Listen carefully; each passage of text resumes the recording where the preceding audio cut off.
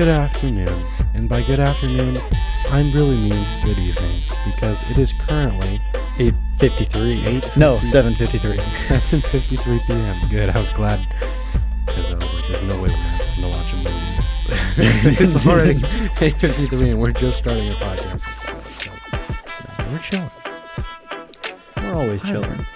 Welcome back to Subtractive IQ, your favorite podcast where I just do whatever the heck I want, and for some reason, you chose to listen to it. Hello, me from the future. I know you're listening to this.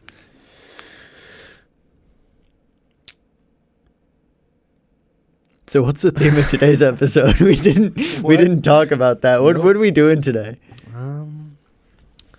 Today we are going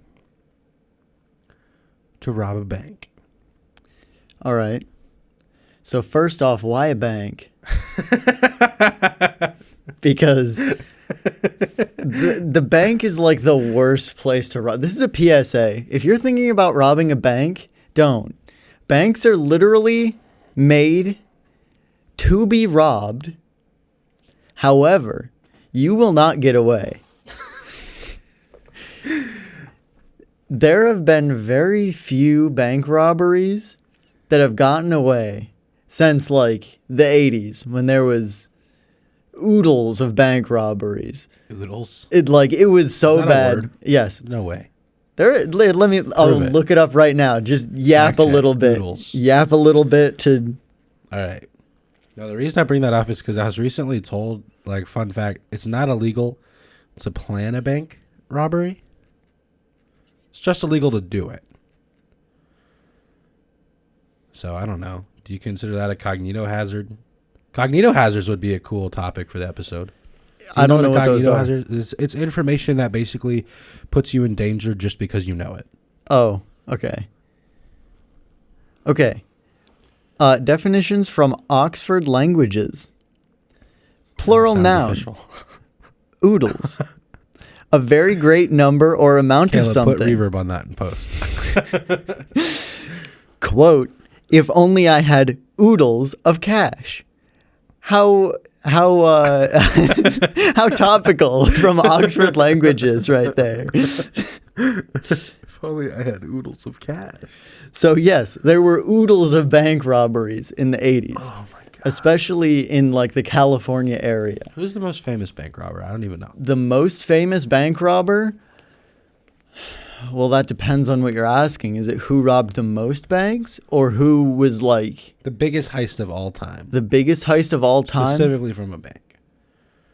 I don't know a lot about heists. Neither do I really, I know a lot of heist movies. I enjoy them. Ocean's 11 or just the Ocean's movies. All of them until 8. Pretty good. Payday 2. Payday. Yeah.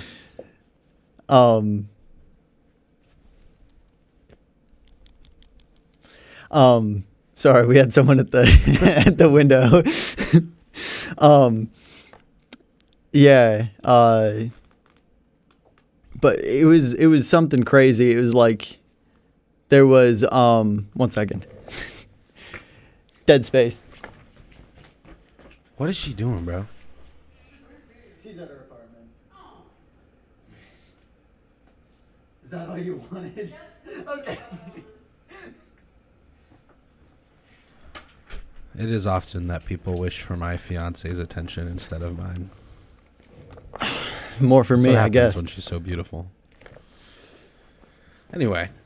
Okay, so yeah. What the frick were we? Bank robberies. Most famous heist? I mean, I don't know. Ned Kelly's pretty up there. I was going to say, okay, this isn't a bank robber, but B.D. Cooper. Yeah. He's pretty cool. Do you know Ned Kelly?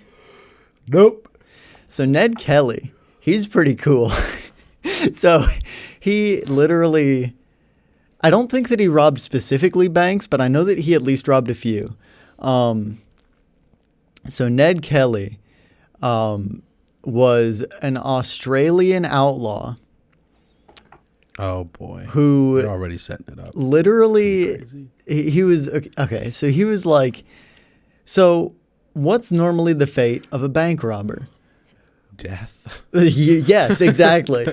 But death how? Usually by gunshot wound. So he's like, okay, how do I stop these bullets? And he's like, I'm just going to make myself armor. So him and his entire gang just wore like, it was something crazy. It was like 70-pound like chest plate and helmet made out of like super thick steel. I'm not gonna lie. If I was working at a bank and I saw a team of fully clad, armored robbers come in, I think the money's already in a bag by the time they're like inside, and I'm just handing it over the counter. Honestly, like he was apparently pretty polite too. Like he loved everyone except cops. Like he would like pay for parties or like hand out money as he was walking out of the bank. So like he wasn't in it like well, of course he was in it for capital gains, but like that wasn't like his main focus. Yeah. He just didn't like cops. It's not about the money. It's about sending a message. And he apparently scared the heck out of the cops when they would shoot him and nothing would happen. So eventually they were like, how do we stop this guy? Like, we have no clue. Build a bigger gun. It's not that hard. We have no clue how to like stop this dude and his gangs. And then they eventually ended up just shooting him in the legs because he didn't have any armor on his legs. Bruh. So they just shot him in the legs because his shield is the size of a dinner plate and he is an idiot. Huh? That is crazy. It took him a while to figure that out too. Like he had like a decent career, like Achilles heel. a couple years long career of just robbing all these places. Clad in armor. And then they were like, huh, he has no armor on his legs. Of an anti-hero. For real. Ned Kelly's awesome. What do you think is the most like worthwhile place to rob versus like worthless place to rob? Like if you were gonna like, what's the one place that's like not even worth robbing? A bank, honestly. Like for real. Like, okay, so most banking is done electronically. Yeah, that's true. Banks carry actually very little cash. Even if you clean out a bank, you're only going to get about 10 or 20K. They don't carry gold? No. Oh. No, we went off the gold standard quite a while ago. So they don't carry any gold anymore. The only time robbing a bank is actually worth it is if you hit a bank right after a cash drop. But those are intentionally very hard to predict. And also, security gets amped up a lot when they get a cash drop. So, banks probably the most worthless place to rob because you're only going to profit about 10K max. There's a bunch of security, a bunch of other like secondary security things like die packs, which are little basically squibs of fake money that are set to explode with a really like powerful noticeable die that won't like wash out at all if you get a certain distance away from the bank. And also, I wonder if anyone's ever like accidentally kept a dye packet on them after installing it at a bank, then left and it just blew up on them. I'm sure there's been multiple accidental detonations of a dye pack. And then you're like, I swear, officer. I didn't rob the bank. I'm a bank teller. No. But yeah, I mean, there's ways to get away with like small hits on a bank, but that's like $100, $200 that the bank is just kind of like, we'll eventually catch this guy, but is it really worth it to like seek this guy out and like. That's funny because it like, man, I'm tired. We'll talk about that later. People via recording I just made yawn just now. Probably me in the future. Probably me also. Me in the future, if you just yawned, text Caleb right now and just say, I yawned. That's it. And hopefully Caleb will forget about this conversation before then. Okay, what about like higher risk but potentially high reward? Higher risk. Armored car. Ooh, that is actually really armored tough. truck. What are they called? Are they called armored cars? Armored cars, armored trucks. Either way, they'll work. I feel like. Side note: this is all hypothetical. Okay, don't be coming after us. We're not actually planning a bank robbery. I almost said keep it GA. Subtractive IQ, that's the name of this podcast, is not responsible for any potential robberies that cite this as a source. Also, don't cite us as a source because we don't know what we're talking about. I feel like armored cars, you really have to plan them out and get lucky. Because anyway, I'd go near an armored truck. Oh, no. The people on those trucks are giants. Yeah, and they have weaponry. Yeah, they're crazy. I mean, you'd probably have to get one that's like parked, like at a gas station or something. Because in motion, like they could legitimately just ram you, and there's nothing you're cooked. Like there's nothing you can do about it. But you'd need to be armed, and have a way to actually get in the car. Because... Step 1, become an armored car driver. Yeah, well... yeah. But also Step 2, turn to the dark side. But also, there would probably be, like... That would kind of be an open and shut case. Like... They know who you are. Yeah. And it's like, no, not necessarily. Like, what if you staged it?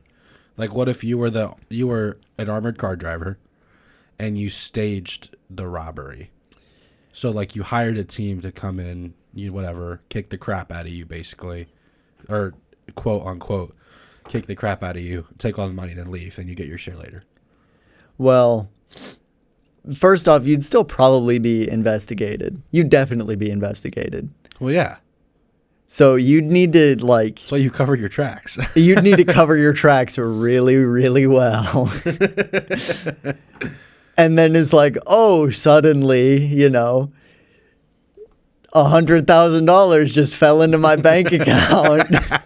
Like 3 months after this robbery. Armored car, it's not digital. Like, I mean, so I guess you'd have to launder the money. Well, yeah, you would. But that's the easy part, honestly. Especially if you live in Australia. But that's as far as we're going to talk about that. So, yeah, so you need... If you're, like... I never knew what money laundering was, so I watched Breaking Bad. I used to think that money laundering was putting the money through the laundry. And I was really scared every time I'd leave, like, a quarter in my pocket. And my mom would put it through the wash. And, she'd, like, find it. And if she finds stuff in the washing machine, she just puts it on top of, like, the dryer. So I'd see, like, coins on top of the dryer, and I'd be like, oh, shoot. I just laundered money. Money laundering. I heard that was illegal. But I'm like, how's the government going to know? Like, they have eyes everywhere, man. So I thought it was Alexa spy on you. I honestly thought it was like the criminal thing of it would be like destruction of currency. If you put like bills through there and they got like destroyed. Mm. But is that even like illegal? Destruction of currency? Yeah. Okay. All right. But I mean, it's not like they can like get you for it unless you're like stupid and like post it on Instagram or something. Yeah. Or talk about it on a podcast. But defacing currency, however, is not illegal.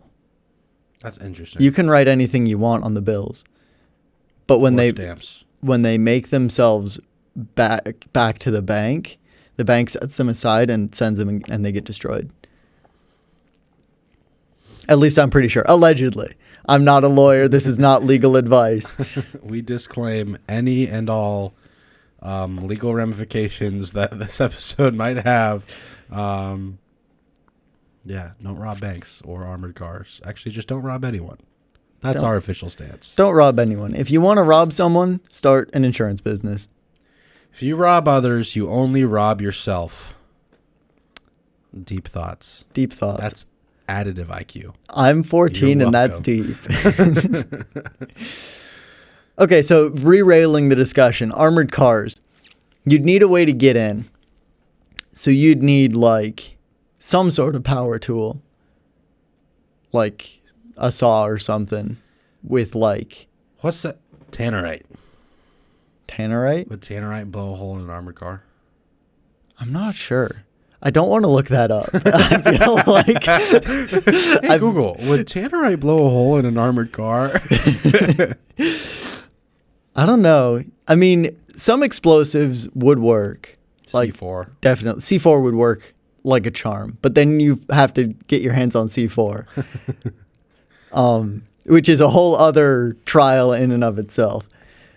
How to get a hold. Well, honestly, you might be able to get a hold of stuff if you start like a demolition company or like a pyrotechnics company, because they have special certifications to get like nitroglycerin and stuff like that. Because you can't just like go out and buy like certain explosives. Yeah. Because it's like, what do you need this for? But if you're like, oh, I need this for a sick movie stunt, they're like, cool, here's your C4.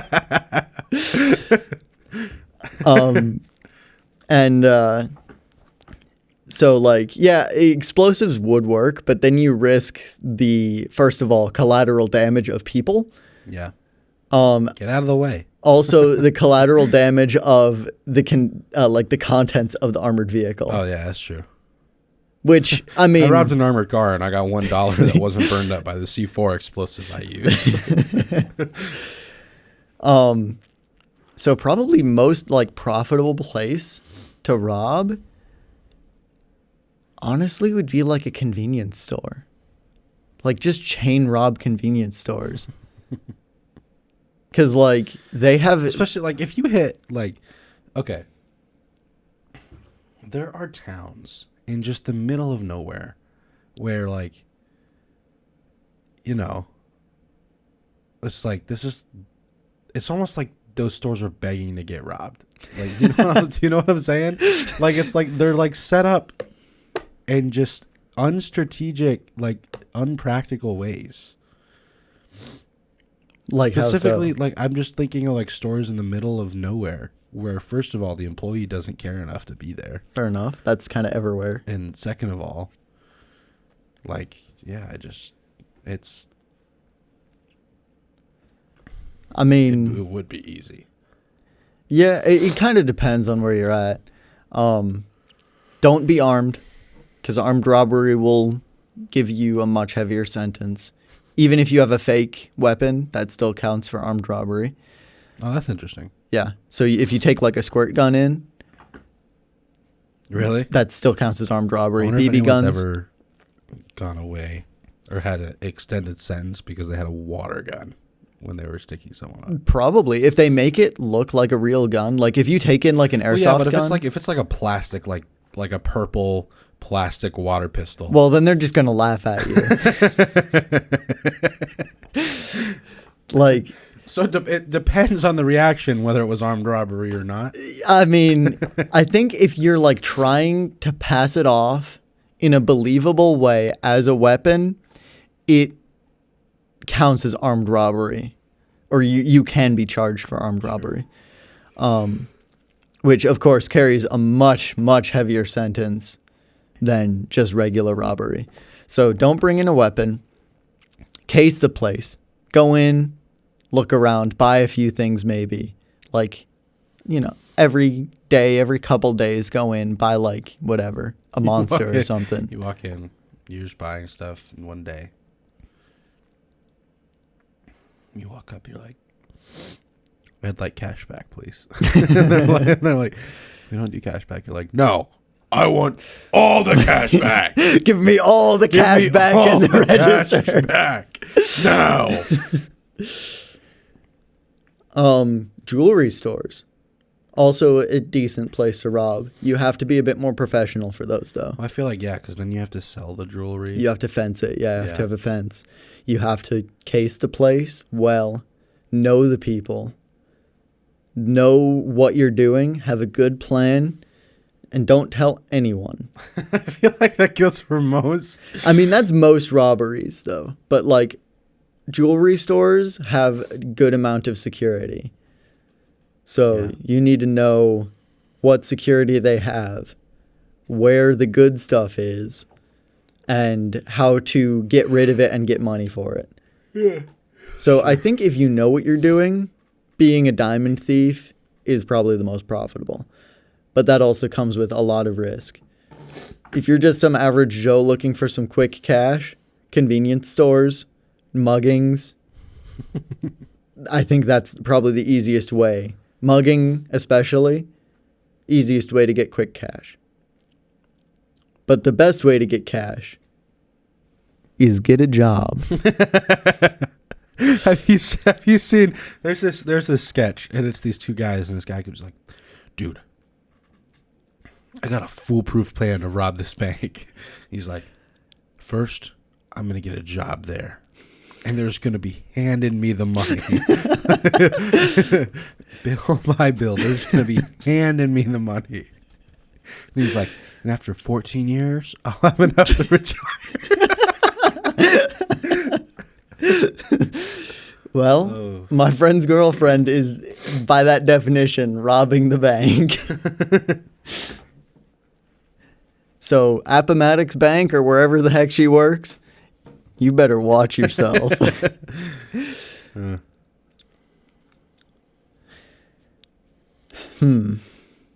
What about non-money heists? Art? Art heists. Where would be a good place to rob for art heists? Museum. Well, obviously. But like what kind of museum? Because there's like modern art museum, classical art, classical art for sure. like No Baroque. one's gonna care if you rob a modern art museum. Well, it's happened before and people have cared. So that But like statement is classical just art, false. I think is just worth more. Like it just has more history. I mean, it would be. therefore- But also, there's more security. Like, if you try and steal the Mona Lisa, you're going to fail. Like, it's just, it ain't going to happen. Okay. I'll visit you in jail. Maybe, if they allow you to have visitors.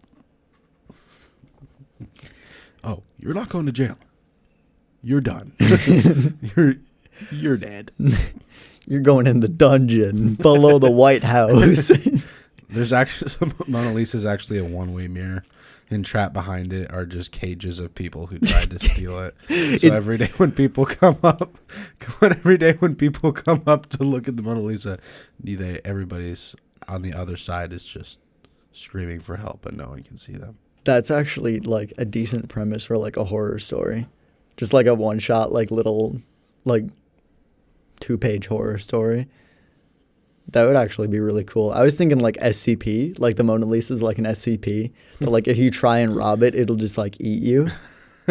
And it'll like trap you behind its display, like something like that. Yeah. The Mona Lisa is some sort of ancient demon that lives off the worship of others. And so it if you try to rob it, it will eat you because it doesn't want to leave its spot as like being admired by thousands of people every day. That is actually like that's kind of a killer like premise, honestly.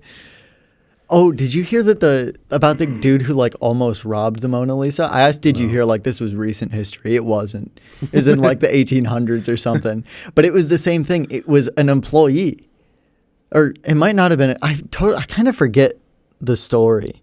But like this dude literally almost walked out with the Mona Lisa just under his arm. Like he literally like rolled it up and almost just like walked out.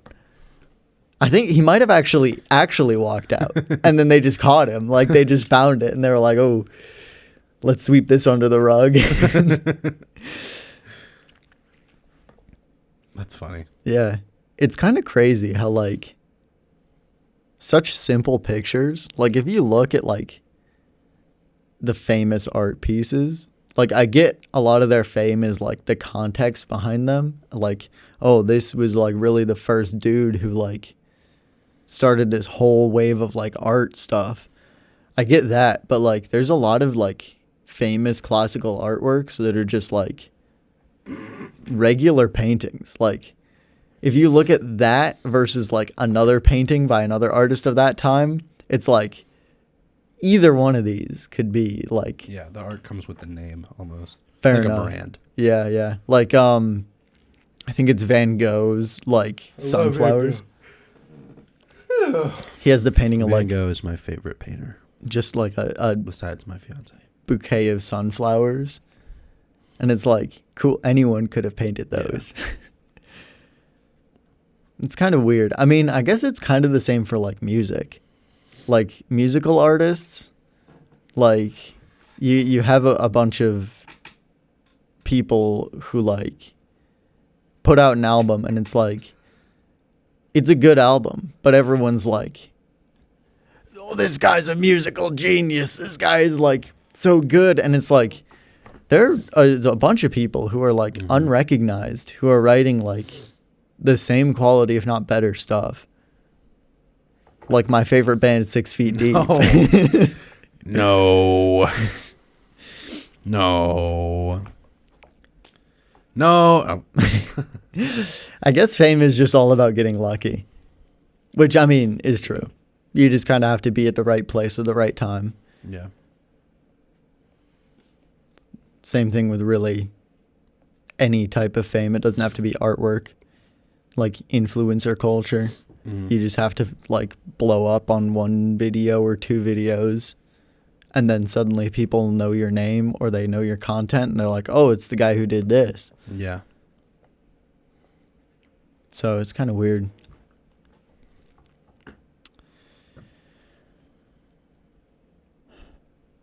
What other topics can we talk about?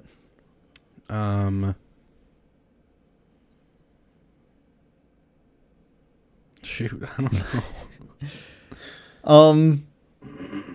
Oh, piracy. Piracy? What are your thoughts on I guess it's piracy? a different kind of robbing. I don't know. Piracy? Yeah. I mean, not good. Obviously. Yeah. My favorite kind of piracy is on the 7 seas. Like in Somalia, like that type of piracy. On the Caribbean.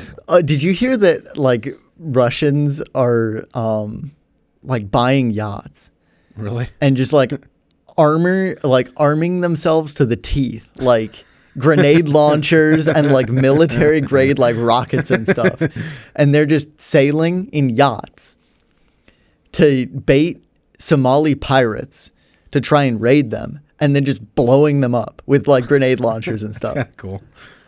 That's kind of what do metal. Somali pirates like use? They use like Guns, like AKs no, and stuff like that. Where do they sail it?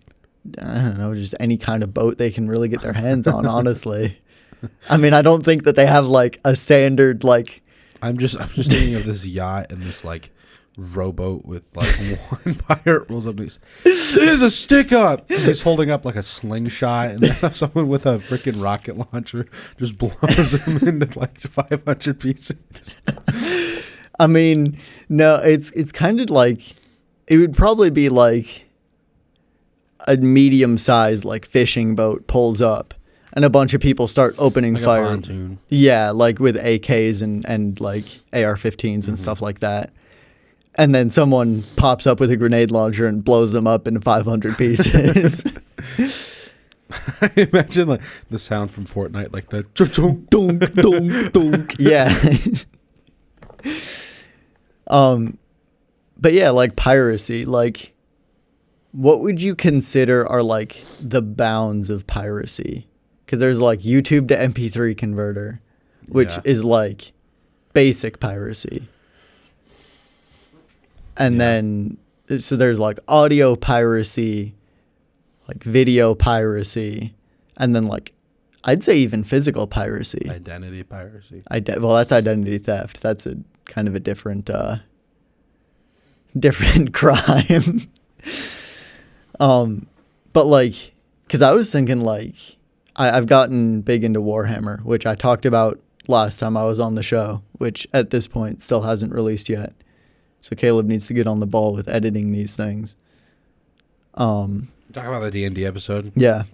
Shoot, bro, you can expose me. I literally have like 8 episodes that I haven't edited. I know, because I've been busy. Okay. Listen here, that's not an excuse. The people need their content. I need stuff to listen to while I'm at work. But like, so I've been getting into Warhammer, and Warhammer stuff is expensive. Like, holy cow. I bought CJ, my oldest brother. I bought him one figurine. A captain with a jump pack is the kit I got him. And now Space Marine. he's obsessed. Well, yes. Also, I am. I have 25 minis. I have 25 minis that I have only painted like. So is it like a tabletop roleplay game? Yeah. Like D&D? Kind of. Well, first off, let me finish my initial thought. That captain with a jump pack, Space Marine, was $40. Holy. The average kit of like a combat patrol kit is like $60 to $70. If you buy like one of the big named characters, like a couple of the Primarchs, like Angron, who's one of the trader Primarchs, his kit is like $200. Bruh. Just for him. Like, it's expensive. So a lot of people have taken to 3D printing their models. Yeah. What are your thoughts about that? Oh, that's interesting. If you're like taking their design and 3D printing it, then I think that's piracy. But if you're taking like, if it's almost like the difference between like taking a picture of a picture or like drawing a picture of a picture. Like if you create the design yourself. Yeah. Yeah, almost like making a fan game versus just copy pasting the assets. Yeah. Yeah, I mean, that's kind of how I see it too. Like, if you just 3D print out like a full kit of like assault intercessors, like you that's kind of scummy. But if you're like making your own like OC kind of or just like a kit bash that you'd like to see. Yeah. So smart, I thought of that on the spot. Wow, it's almost like that's a common acronym. I never heard it before. Really? Yeah. How have you not heard that before? I don't know. I'm not into miniatures, bro. That's not even a miniature term. That's just an internet term. I don't know. I guess I live under a rock. I guess. And that rock is called... I don't have time to be on the internet anymore. Fair enough. It's not a new term either. OC has probably been a term for like as long as you've been alive. I don't know. I guess I've just never thought of it before. Oh, okay. But yeah, what was the rabbit trail that you got on before I derailed that? Piracy? No. So it was piracy, and then I started talking about Warhammer. 3D printing, drawing a picture versus taking a picture. It was before 3D printing. It was when I was talking about CJ, me paying $40 for CJ to have a figure. And I said I had 25, and then you said something. Oh, tabletop role-playing game. Yeah. Yeah. So it kind of is. It's more like a battle game. So like each individual miniature has its own like level of stats, types of weapon it has. Oh, okay, that's interesting. Yeah. And then so That's actually cool. you basically like roll for how far you can move. So each kit or each miniature has like I don't really know the rules of the game specifically. I just kind of have a general, like, I kind of get it. But like, so you have like a movement phase where you can advance your people onto like objectives and stuff or into positions. And then you have like a shooting phase where, you know, obviously if your people have guns, you can shoot. Each gun has its own like individual like damage stat and stuff like that. So obviously a bolter is going to do more damage than a las gun, but like a missile is going to do more damage than a bolter. So you have like a hierarchy of weapons. And after your shooting phase, you have a charge phase where basically you can be like, I'm close to these people. So I'm going to roll. Like, I'm like, whatever, I'm 7 inches away from these people and I want to get in and, you know, slice them up with my cool, like, power swords that I have. So I'm going to roll. And if the roll is a 7 or greater, you successfully charge into your opponent and can fight them with your melee weapons. Yeah. And then... So it's kind of like a battle sim game with dice. It's pretty interesting, but it's also, I believe, why the kits are so expensive. Gotcha. Is because they're game pieces. So if they weren't game pieces, like, it wouldn't matter if you're buying a captain That's more versus... expensive than Magic. It is more expensive than Magic. That's nuts. But it's also like, I don't know. I feel like there's a lot more like, how do I say? It's kind of like an art project, honestly, because you get the miniatures and a lot of the kits have, like mix and match kind of parts. Like you can put different guns on. You can go like for Space Marines, you can go like helmet on or helmet off, which always helmet on. If you have your Space Marines helmet off, unless they're like a named character, you're gross. And your Space Marines are gross. Side note, why is the frickin' Warhammer name so long? Warhammer 40,000. Warhammer 40,000? Well, because that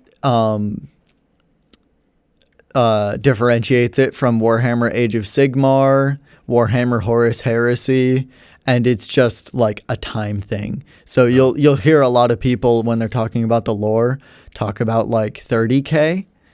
That's like Horus Heresy before Horus Heresy type, like Great Crusade. You don't know what that means.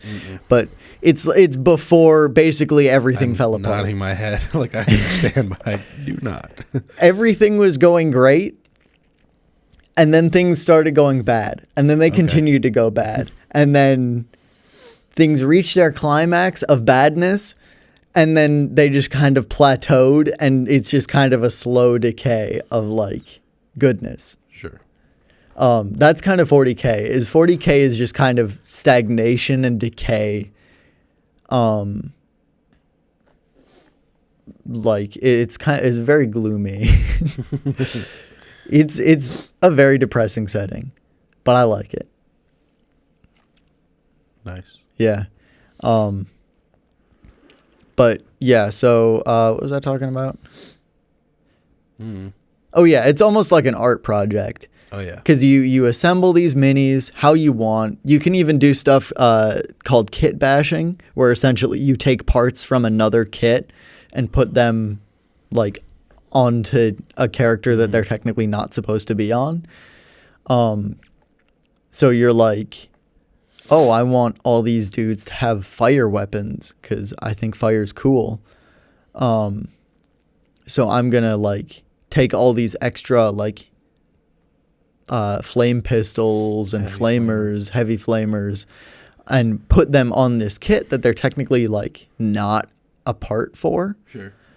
And then just use those. Or like, you know, I want this guy to look slightly cool or like, you know, different. You know, it's up to you. You can do whatever the heck you want. And then, you know, you have to paint them. So you can have like super lore accurate. You can have like kind of an original, like, especially for Space Marines, you can like make your own chapter kind of. You can, and like some of these paint jobs, like if you just look up like some paint jobs on Warhammer figures, some of them are like good, like really like crazy good. It's like, how did you do this like by hand? Like just with paintbrushes. Yeah. Like I bet Miriam would really enjoy painting miniatures. I bet. Yeah. I really enjoy it. I've done like almost all of one of my figures, and it's been a blast. It's also been the most infuriating thing I've ever done in my life. Because it's like, they're so small and so detailed. And so it's like you're painting and your hand slips, or you get a little hasty for just a second, or you have a little too much paint on your brush, or your paint's just a little too thick, and you put it on and you're like, oh shoot, I messed up. And by the time you go to wipe it off, it's dry. And it's like,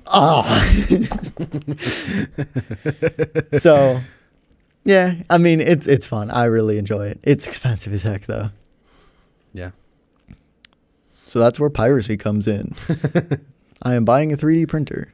That's crazy. No, I might though. I've considered it. I kind of want to have like, this is kind of just like a life goal. Like, I want to have my own like workshop.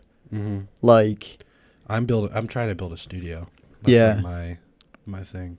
Yeah, that would be cool. Yeah. But like, because I think I'm a machinist. That's my job. So of course I like machining. So it would be cool to have like a little like machine shop, just like a manual mill and lathe. Yeah. And then I'm like, it'd be so cool to get into like blacksmithing. Sure. So to have like a little forge area, an anvil, and like 3D printer, so I can like prototype stuff, or just like if I want a part made out of plastic that I don't feel like machining myself. That would be cool. That would be an expensive prospect though. Yeah, so is music. Well, fair enough. Ridiculously expensive. I was actually thinking about that while we were like setting up for this, because when we were out there, like taking down this mic that I'm using was set up for Caleb's show last night as a crowd mic.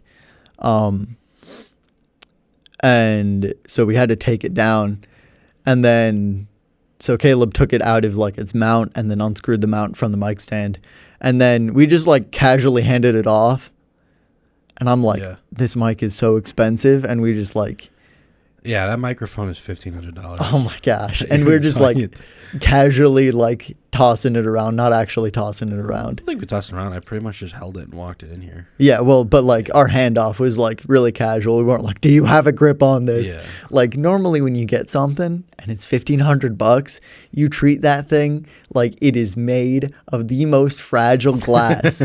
Even if it's like built good, it can take a few drops, it can take some jostling. Like you treat that thing like it will dissolve to dust if it has like any sort of impact on it. And we just like casually just like, here you go. But it's I like had an idea just now. Sorry, I'm thinking of like all day I've been thinking of ideas to like improve just the quality of life in this space. And one of the things that I just thought of was color coding the XLRs. And the DMXs. DMX? X gonna give it to you. XLRs are microphone, or okay, so I don't know like the actual like, I don't super know the difference between them. XLRs is good for microphones and recordings and things like that. DMX is specifically lighting, because they send different types of signals. Interesting.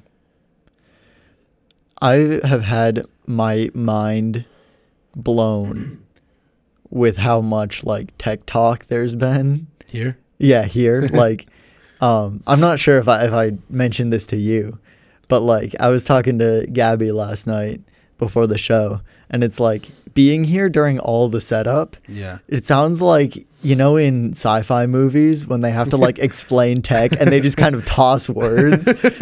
That's what it's felt like. It's like something goes wrong. What specifically?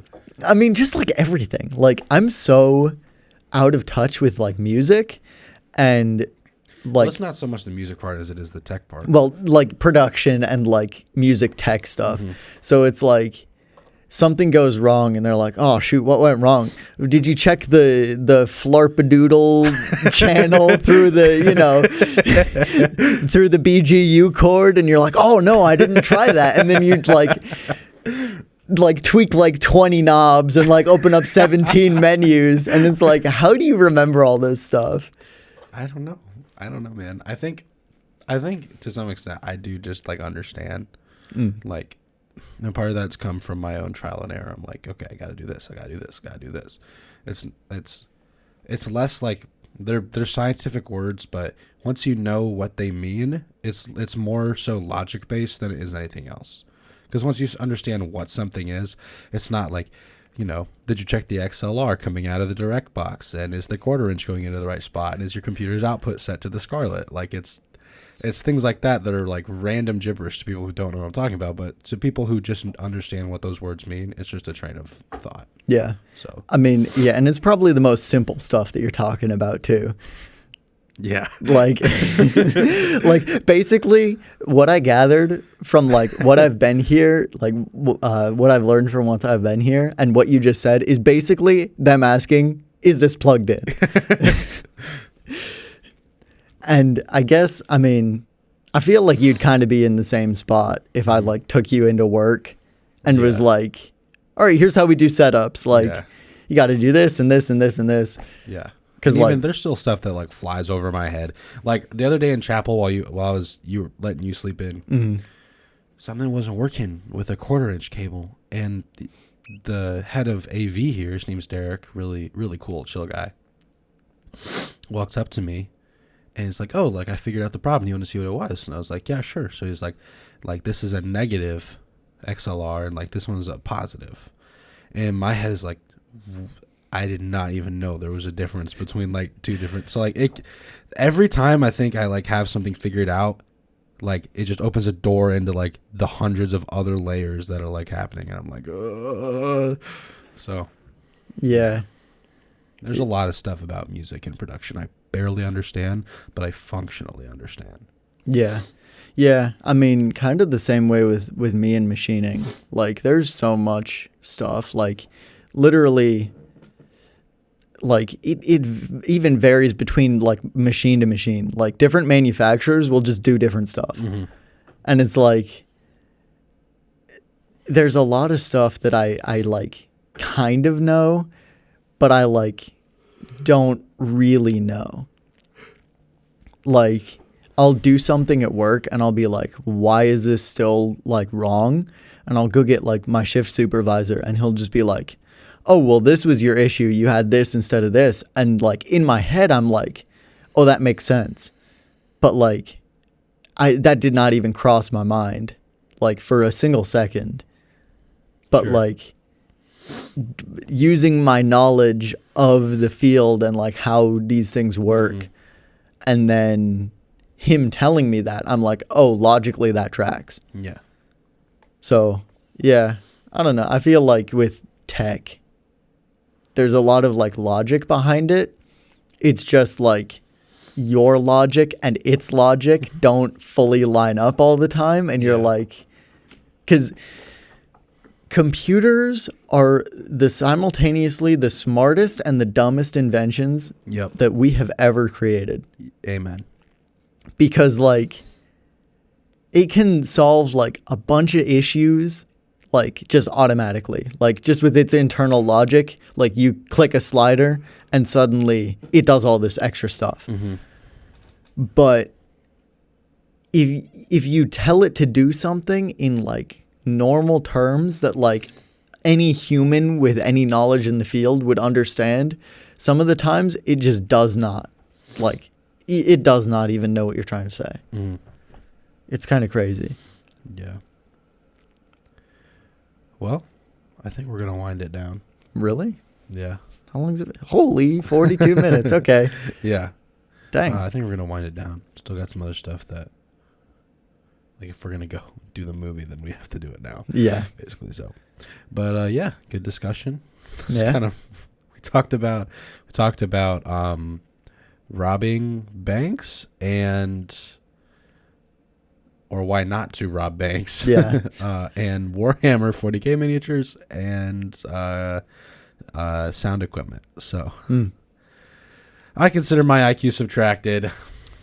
I've lost at least 30 points, which puts me so deep in the negative, it's not even calculable. But I do know that oodles is a word, and now you do too. All right. Thank you for listening. This has been Subtractive IQ. I am your host, Caleb Rumschlag, joined by my guest. I never got an introduction. Maybe you'll never know who he is. Okay, yeah, I'm just anonymous. You'll need to listen to the other episode I was in, and then If it ever comes out. get my voice. Yeah, when Caleb edits it in 2097. Till then, you're in the dark. So look Bye. for that next century. See ya.